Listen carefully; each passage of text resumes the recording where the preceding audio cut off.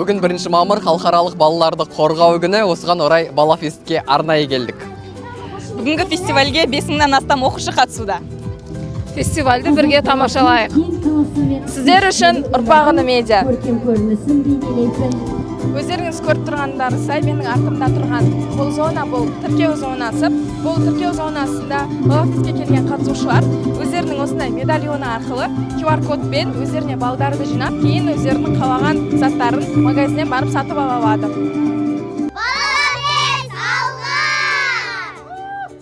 Бүгінгі Балафест қалай өтіп жатыр, көңіліңізден шығып жатыр ма? Балафест керемет. Бағана біз таңертең балаларға арналған орталықты аштық. Саял деген өзіміздің ықшамауданымызда. Өте керемет бүгінгі балаларымыз. Енді 360 мыңға жуық бізде мектепке баратын балаларымыз бар. Соларға барлық жағдай жасап, әр жыл осына көңіл беріп отырамыз. Енді тек қана бұндай іс-шара емес, одан бөлек материал техникалық базаны ұйымдастыру, барлық балаларымызға келешекте ыңғайлы, сосын енді ертеңгі күні біздің басқаратын балаларымыз болады ғой. Соларға барлық жағдай жасап, ары қарай біз жолды көрсетіп беру керекпіз. Бүгінгі біздің Балафест мерекесіне келіп отырған ата-аналар қатары өте көп. Соның бірі менің жанымда тұрған Балжан ханым. Балжан ханым, қайырлы күн. Бүгінгі біздің Балафест фестиваліне қош келдіңіз. Осы фестиваль жайлы бір-екі ауыз сөз айта кетсеңіз. Қайырлы күн. Бүгінгі фестиваліміз өте жоғары деңгейде өтіп жатыр. Бізге өте қатты ұнап жатыр. Балаларымыз осы алаңға келіп, неше түрлі ойындар ойнап жатыр. Көңілімізден шығып, бірнеше сыйлықтар ұтып алдық. Ал бұл жерде бізде заманауи технология және робот жасау аймағы. Бұл жерде өскелең ұрпақ өзін заманауи технология баулып, робот жасауды үйрене алады. Осы аймақ туралы, осы аймаққа жауапты еріктіден Жұбаныштан сұхбаттасып сұрап көрейік. Жұбаныш, сәлем, қалың қалай, көңіл күйің қалай? Жақсы.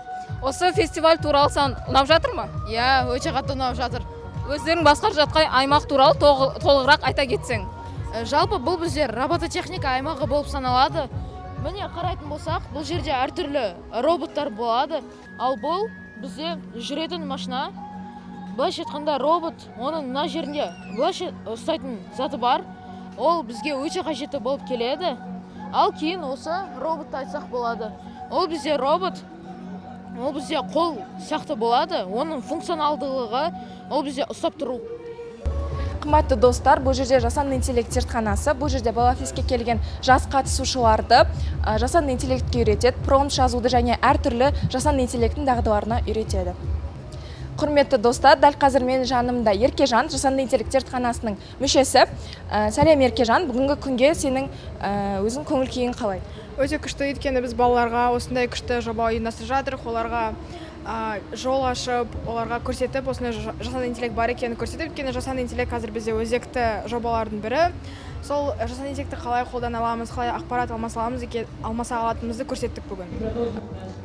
Бүгінгі фестиваль барысында балалар тек қана инновация, ғылым, шығармашылық бағытындағы әлеуеттерін артырып қана қойған жоқ. Көріп тұрғандарыңыздай қауіпсіздікке де көңіл бөлінген, арнайы маманмен сұхбаттасып көрейік. Қайырлы күн, бүгінгі фестиваль барысында қауіпсіздікке көңіл бөлініп жатыр. Оқушылар не үйренді?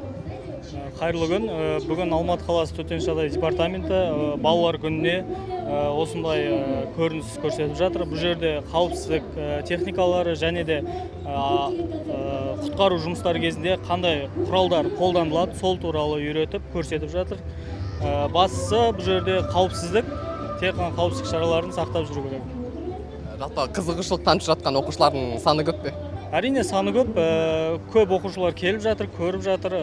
Мысалы, ар жақта өрт сөндірушінің киімі киіп көріп, ұстап көріп, бәріне қызықтап көріп жатыр. Біз дәл қазір жер сілкінісі симуляторындамыз. Мұнда фестиваль қатысушылары, әсіресе балалар, жер сілкінісінің қалай болатынын байқап көре алады. Мәселен, дәл қазір симулятор іске қосылды. Байқағандарыңыздай шам қозғалып, үйдегі жиһаздар қозғалып жатыр. Мұндай сәтте балалар не істеу керегін үйрену үшін арнайы осындай симулятор фестиваль аумағына қойылған. Біз бүгін осы балаларды қорғау күніне арнайы жер сілкіну симуляторын алып келіп отырмыз. Өйткені Алматы қаласы сейсмик қауіпті аудандарында орналасқандықтан бұл аймақтың тұрғындары әрдайым білу керек. Күн демей, түн демей жер сілкінуі мүмкін. Сондықтан біз дайын болуымыз керек. Үйдегі бөлмедегі қауіпсіз жерлерді барлығы білу керек. Дәл қазір осы симулятордың ішінде тұрған халық өзін өзі қалай ұстайтындығын 5-6 балдық жер сілкінісі кезінде сезініп жатыр. Балалардың реакциясы қандай болып жатыр? Қорыққандар да бар, ешбір реакция көрсетпегендер де бар. Кішкентай бала болған эмоциясы қаттырақ білінеді ғой, шыңғырып күліп жатыр, бір-біріне қарай домалап айналып жатыр мына жерде. Өйткені білмейді ғой қауіпті екендігін, екі қолмен де мықтап ұстанып тұру керек екен. 5-6 балалық сілкініс оңай емес. Өйткені адам өзінің тепе-теңдігін сақтай алмай қалады ол кезде. Бүгінгі Балафесте шығармашылықпен қатар ғылым алаңы да назардан тыс қалмаған. Мысалы, менің артымда тұрған бұл ғылым алаңы болып келеді. Бұл жерде оқушылар көптеген тәжірибелер жүргізіп, зерттеулер жүргізіп, ғылыммен толығырақ танысады. Бүгінгі Балафест өте керемет деңгейде өтуде. Ұйымдастырушыларға көп рахмет. Бүгін мен оқушымды алып келдім. Бірінші рет қала бойынша 3-ші орын иегері болдық. Өте керемет деңгейде, бізге қатты ұнап жатыр. Барлық жерге барып тырысып жатырмыз. Рахмет. Балафест қатысушылары арнайы бала Coins квестке қатысты, яғни оқушылар арнайы аймақтарда бөлінген активителерге қатысу арқылы бала Coin жинап, арнайы бағалы сыйлықтарға айырбастады. Көп сыйлық алған қатысушыны байқадық, оның есімі Нұрмұхамед. Нұрмұхамед, бүгінгі көңіл күйі қалай? Жалпы Балафест қалай өтіп жатыр? Саламатсыздар, осы Алматы қаласындағы өтіп жатқан Балафест 2026 жылы өтіп жатқан фестивалінде үлкен тәжірибе алдым, және де жақсы әсерде, көңіл күйде өткізіп жатыр. Мысалға, осы Балафест фестивалі арқылы мен жақсы сыйлықтар алдым, және де үлкен тәжірибе алдым, былай айтқанмен. Жалпы сыйлықтардың өте бағалы екен байқадық. Бұл сыйлықтар жинау үшін неше коин қажет болды? Қандай аймақтарда активителерге қатыстың? Әртүрлі активити бар, мысалға спорт, немесе робототехника. Мен көбінесе робототехникасына қатысқанмын.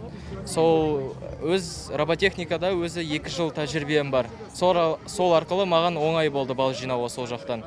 Сол мен бір ойыннан 170 бал жинап, сол 7 ойын ойнап, осы сыйлықтарды ұтып алдым.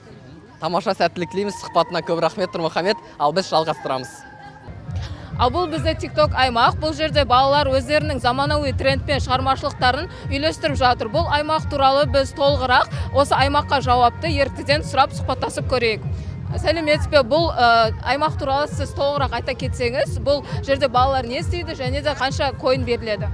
Сәлеметсіз бе? Бұл бізде TikTok зона. Бұл жерде балалар қызығушылықтарына қарай TikTok түсіріп видео салады.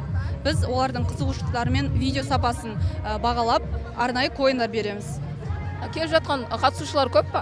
Иә, себебі бұл трендте. Рахмет, жұмысыңызға сәттілік. Сәлем достар, біз бүгін Балафестке өте ризамыз. Маған өте ұнады, өйткені мен көп затты істедім де балды алдым.